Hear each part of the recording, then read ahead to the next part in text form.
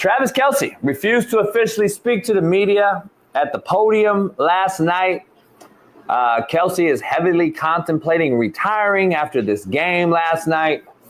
And I just got to ask you, does Kelce retire?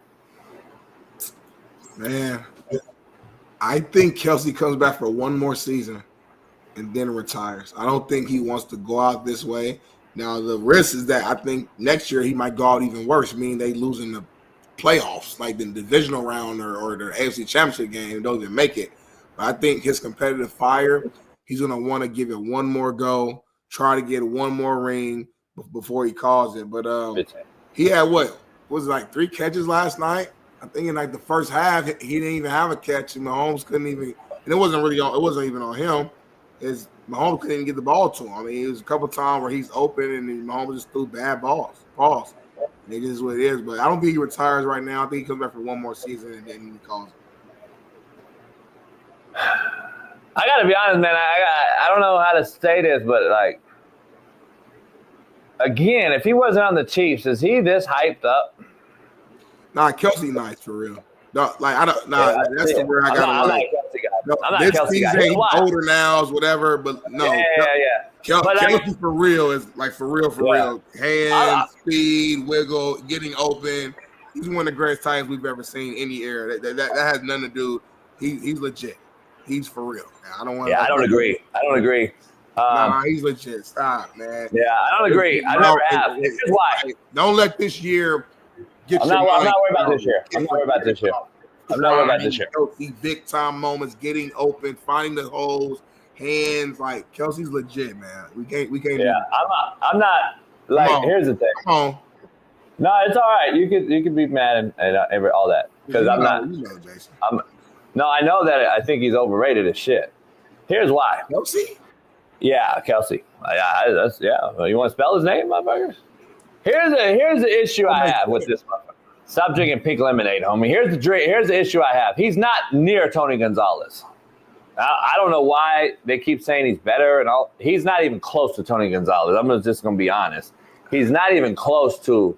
I can name fucking 10 tight ends that I would take all day, every day. And here's why, though. Let me give you my rationale. It's not just because he had a bad night. I'm not going to talk about the now, what he did yet last night, as we all love to do.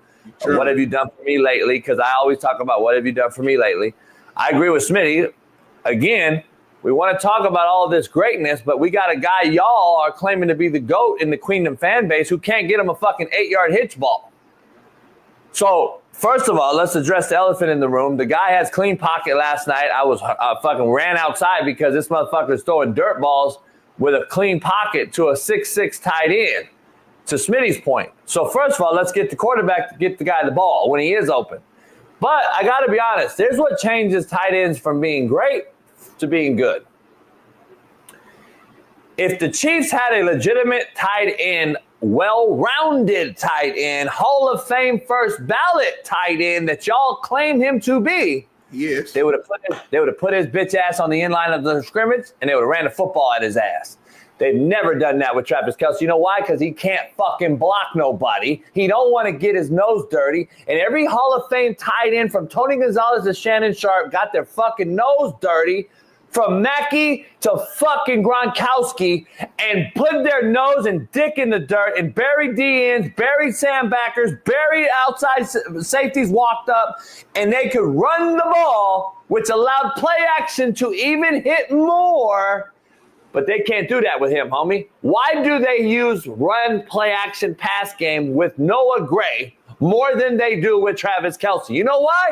Because fucking Noah Gray sticks his nose in the dirt and will get busy, and they'll allow him to have a full complementary of offense when Andy Reid wants to call it. This guy's a pretty prima donna who has to be expanded from the box, put in space, and guess what? To Rob's point on the show Monday with Eric Weddle and everybody, we had 3 Super Bowl champs on last week. My boy Nink. Did he not say it blows his mind why we don't see anybody mugging him at the line of scrimmage and how free released he gets, how many free releases he has? And I said, damn, Belichick would have never let you guys do that, huh? He goes, fuck no. And when we did play them, guess what? Look at the film. We eagled his ass at the line of scrimmage. Eagle knows what that means. Put a Sam Becker at the line of scrimmage, a 3.59 with the Sam right on his ass. Why do we see so much 3.9, Smitty, with the fucking nobody over the tight end when they play them? And last night, the Eagles at least mugged him a little bit more.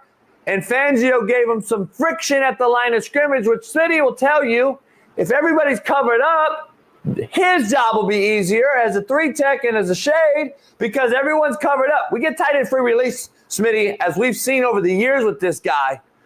And we see the numbers he's put up, but it's to free release. No fucking friction at the line of scrimmage. And guess what? He is a great pass-catching tight end, and he is great in space, to Smitty's point. All right, thank you. But Smitty, if you're going to be a tight end, okay, then put him in the Hall of Fame as a wideout then. I don't care what you put him in. He's a Hall of Famer. I don't think going there as a fullback. He's a Hall of Famer. The man got 7 years where he's gotten over 1,000 yards receiving. 3 of those double-digit touchdowns. 3 of those he's got over 100+ receptions. The big moments, the big plays, the big catches he's made in the Super Bowl, the plural with a Z, AFC Championship games with Z's. All the big moments, big catches. He ain't gonna be great at every single thing. There's D linemen who are great pass rushers, not great to get the run. There's corners who are great in zone, not great at man. There's all types. There's quarterbacks who don't have the biggest arm, but they can really break down the defense.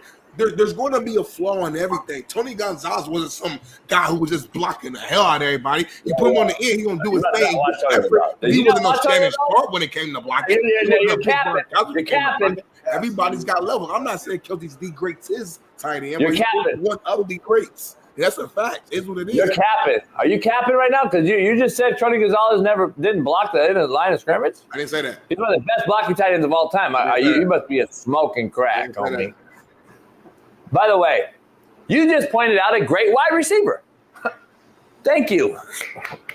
Kelce is a great wide receiver. Thank you for mentioning that. But again, if he could block at the line of scrimmage, they would have used him at the line of scrimmage, and he would have made this offense well-rounded last night, and they wouldn't have had to put him in.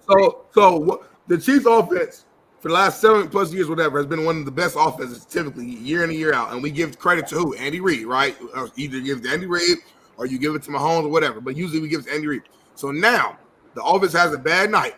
And instead of you pointing the finger at Andy Reid, who I know you love, I do too, but I know you love, and you as a coach always want to put a soft landing and cushion for coaches. I get it, but instead of you right now being real and just saying that Andy Reid got outcoached tremendously by the other side, you want to blame Travis Kelce for not being able to block and being on the end line because you think that would have changed something.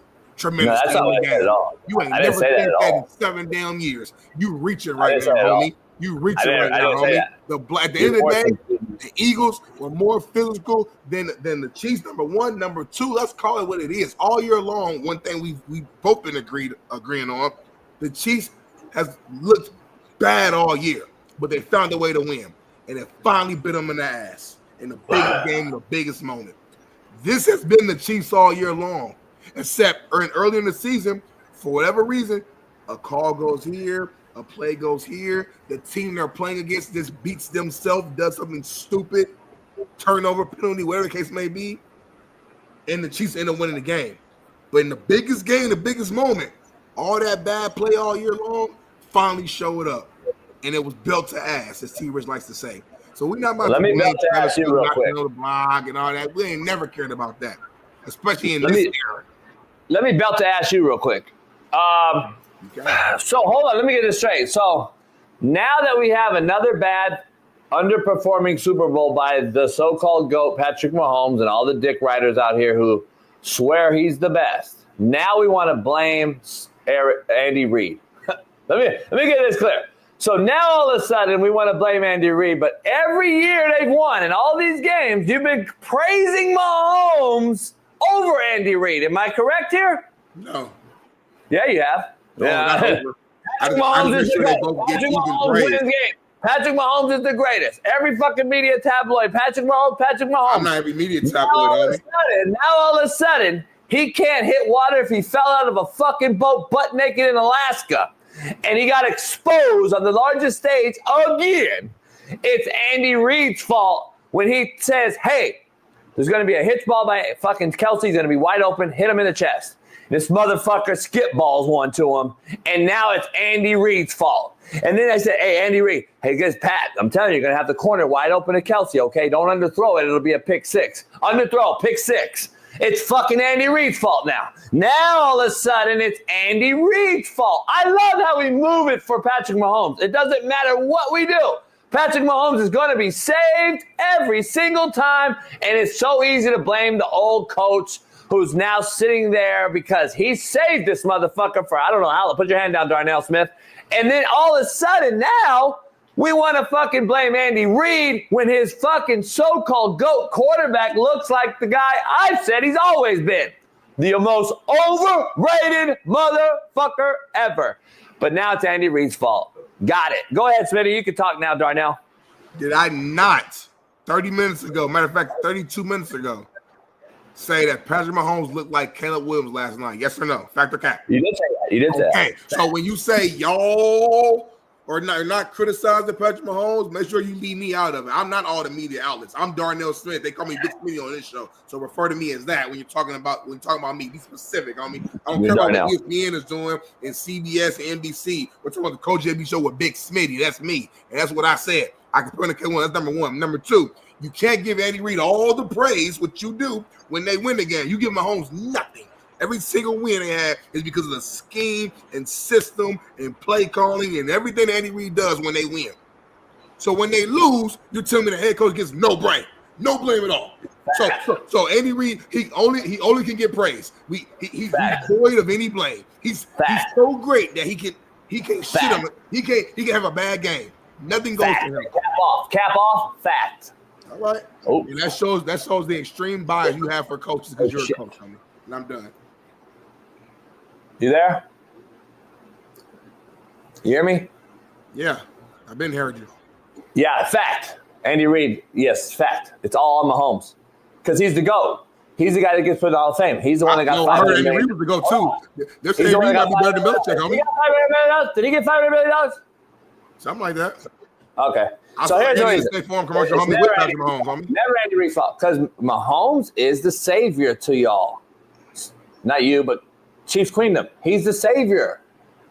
It's not Andy Reid ever. Andy Reid has literally, let's break this down real quick before we take a commercial break on a loaded lineup, loaded show Monday. Matt McChesney will join us after this commercial break. Smitty, this guy has been in what I say is what? Do you remember anything particular that I use? I've said it on Whitlock. I've said it on a lot of people at Kansas City fucking radio show hung up on me because I told them that gimmicky. That Mahomes, gimmicky system. Thank you, Smitty. You listen. You finally listen. You don't just hear. You actually listen this time because you got two ears and one mouth. Big mouth, but you got two ears and one big mouth. Here's the thing. If it's in a gimmicky system that allows Andy Reid to run a gimmicky system because he knows his gimmicky quarterback has to be in a gimmicky system for them to have success. So when the gimmicky quarterback in the gimmicky system that was derived for the gimmicky quarterback to succeed, and he actually is shitty like he was again last night, the gimmicky system doesn't work for the gimmicky quarterback, and then the gimmicky quarterback again is now what? Overrated. And that's why Andy Reid can never take the blame because he's taken the gimmicky quarterback in a gimmicky system to become the best gimmick in the NFL. I need to rewind that, homie, and just fucking clip it. I don't know. Just send it to everybody because I'm just saying that's got to be one of the coldest lines ever. Maybe Andy Reid needs to change his gimmick. That might be what I call it, Darnell. Andy Reid should have changed his gimmick in the game. Adapt or die, homie. It wasn't working. Figure it out. Why the hell? The D-line was destroying the Chiefs O-line all maybe Mahomes, you know what he did? They didn't until like late in the third quarter. They didn't move Mahomes out the pocket till late in the third quarter. They didn't do no spread out till late in the third. At that point, the game was over, homie. The game was over at that point. They didn't bring no pressures. It was all front four getting in that backfield. Should have been doing sprint out, bootleg, nakeds, making the D-line run. They get to the third quarter, homie. The game was over. Maybe the gimmicky guy should have got the ball and saw Kelce and fucking stood in there and drilled him like I could have did. Maybe, though, you're right. Maybe fucking Andy fucked up. You know why? Why? Maybe the gimmicky fuck Mahomes should have shoveled the motherfucker to Kelce because that seemed to be his best pass last night. Maybe he has to do some weirdo fucking gimmick shovel shit or underhand shit and that so-called made him the GOAT. Maybe if he did that, he would have completed the 8-yard hitch ball that an alpha quarterback throws like this. He maybe had to go or do some weird shit. Maybe that's what you guys think is GOAT. I mean, mediocrity is the new excellence. Maybe it is. Hold on. You always praise Mahomes for fighting through injuries, playing through every situation, never sitting out. But now you're talking about his manhood, saying what a real man would do. Come on, JB, you backstepping, homie. Pick the lane, homie. What side are you on? I'm not sitting trying to defend Mahomes. Mahomes had a horrible game. I say he looked like Caleb Williams. But don't go. You going too far now, homie.